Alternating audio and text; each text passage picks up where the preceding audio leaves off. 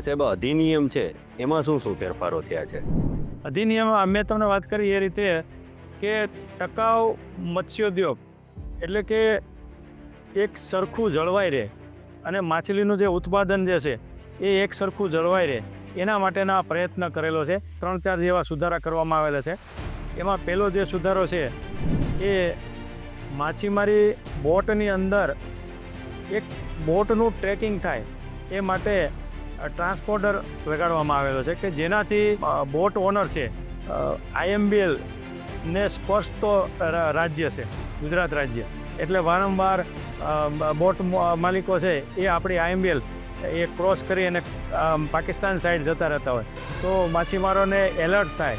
એમને જાણકારી મળી રહે કે ભાઈ હું અત્યારે IMBLની નજીકમાં છું અથવા તો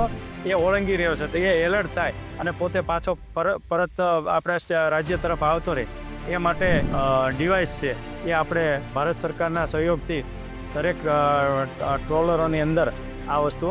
ફિટ કરવામાં આવેલી છે. જેનાથી બીજો ફાયદો એવો છે કે દરિયાની અંદર કંઈ પણ એવો બનાવ બને તો એનાથી એ 2-way સિસ્ટમમાં એ મેસેજ પણ પાસ ઓન કરી શકે છે, જેનાથી એ જે મેસેજ જે છે એ અહીંયા જે કંટ્રોલ રૂમ હોય એના દ્વારા એમને જે કાંઈ સહાયની જરૂરિયાત પડતી હોય, કોઈ ધારો કે બોટ ડૂબતી હોય કે એવા કંઈ પણ પ્રકારના બનાવ બનતા હોય તો એમાં ત્વરિત એમને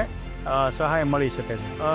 દરેક બોટની અંદર જે જનાર જે છે એટલે કે ખલાસી, તો એ એમના માટે ફરજિયાત આધાર કાર્ડ, QR કોડેડ આધાર કાર્ડ સાથે રાખવાનું ફરજિયાત કરેલું છે, જેનાથી કોઈ બહારની વ્યક્તિ આપણા રાજ્યની અંદર અથવા તો આપણા દેશની અંદર ગેરકાયદેસર રીતે ન ઘૂસી જાય,